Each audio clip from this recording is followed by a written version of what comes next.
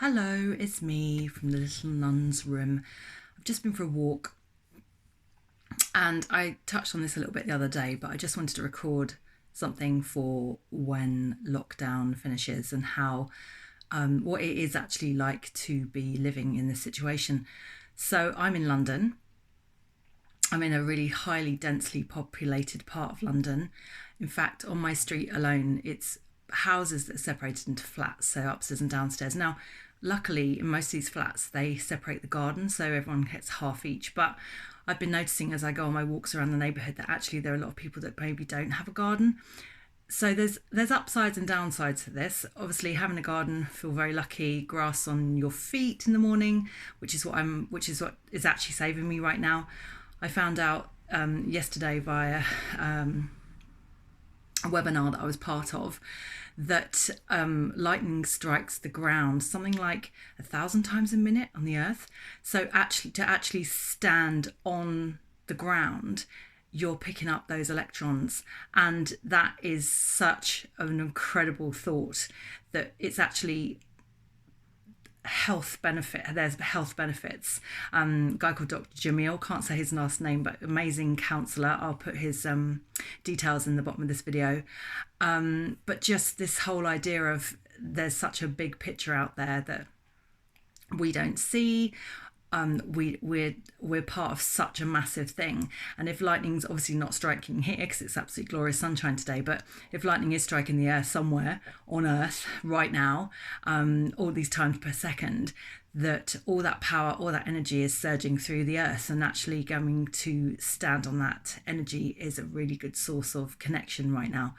Also, Dr. Jamil said something about the fact it actually helps with being anti-inflammatory, which is just beyond my capabilities of thinking. But if it gives me extra electrons, extra energy, and anti-inflammatory properties, then I am in as much as I can. But it is really tricky in my neighbourhood to find green space. The only green spaces are closed. There's a little sports ground locally that sometimes, if you're lucky, it's open, so I have a little walk around there. Just I feel like I'm on the grass, even though I'm wearing my trainers, but at least I'm walking on something softer than concrete. And that just feels really good. But what I've noticed is, and I'm wondering if all of these things will happen once we go back to normal, whatever that is, people are actually sitting out in their front gardens. So people are making the most of the sunshine. People are sitting out, getting their chairs out and being in their front gardens. I'm not sure that would be a choice of mine to do that. I do have a bit of a front garden, so the neighbours downstairs too, we share it. But if that's the only space you've got outside, it's amazing how it pushes you to the point of getting out and actually making it happen. I'm wondering if this will actually make us healthier, because it's forcing us to get out. It's forcing us to be outside. It's making us feel like we need that time, that outside space. And I know as a nation, we're not outdoor people. That's what I struggle with, is like, I need the outdoor space. I need the outdoor time. I need nature. We all do. But we're not as a nation, because generally it rains on most occasions if you're outside. Some of my fondest memories are when it's absolutely raining and you're on a beach and the wind's blowing in your face and you're going, I'm having a great time, which you are, because you feel fully alive. But I'm sure if you were on a desert island on a beach, you'd probably be shouting, I'm having an even better time.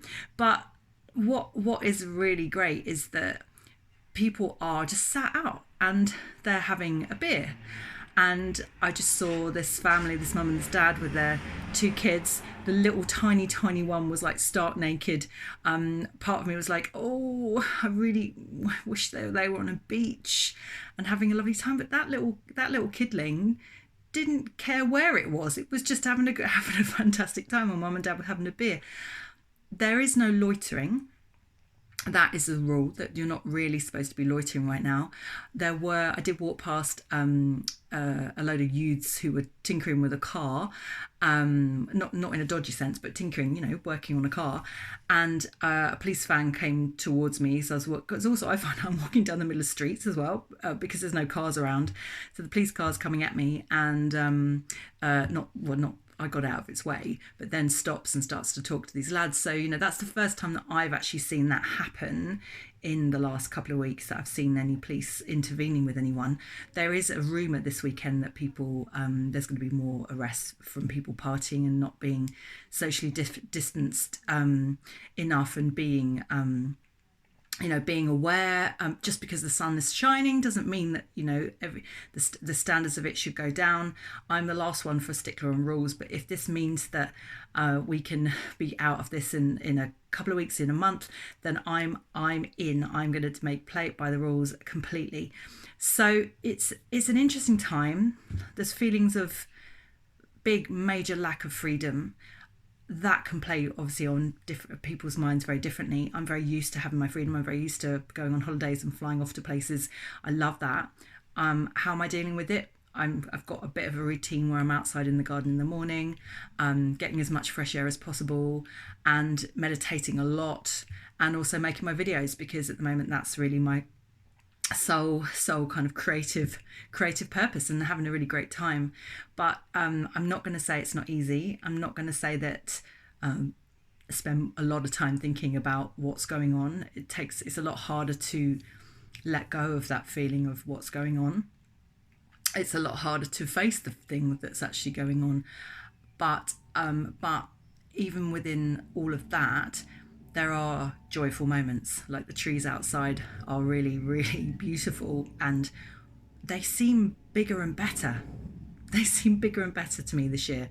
They're just, one of the trees down the road is just glorious green. I don't know, maybe nature's thanking us. Maybe nature is actually saying, you know, thanks.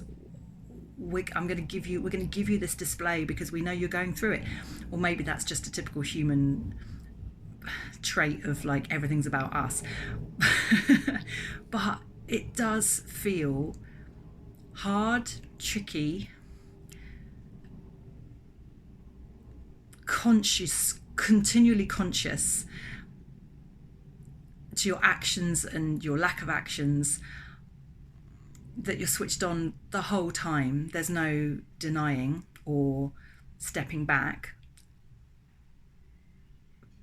But even within all of those restraints, there is some happiness. I do get bubbles of happiness. I do get bubbles of excitement. The Amazon guy came today with my brilliant book that I'm going to talk about at some point, and I shouted out the window, "Is that Amazon?" He went, "Yep," and we had a bit of a chat. And then he's like, "Need a name, please?" And like, "Janine." But it wasn't like distanced conversation. It was actually really funny, and even though we're not face to face with people, there's almost a deeper connection because you're given permission to talk to absolutely anyone. Does that make sense? I do that anyway, but even more, you can get away with a bit more sociability, if of course people want to. So just a little chat today about that. I just needed to get that out of my system. Doesn't make me feel any better because it's still there, and it's going to be there for another month and whatever, but at least it's truthful, and at least I'll have a reminder when I look back at this over time what it felt like, and hopefully then be thankful for the little things, but also the bigger things that we can then have. So sending love, take care, keep safe, stay at home, social isolating, I can't even get it right anymore.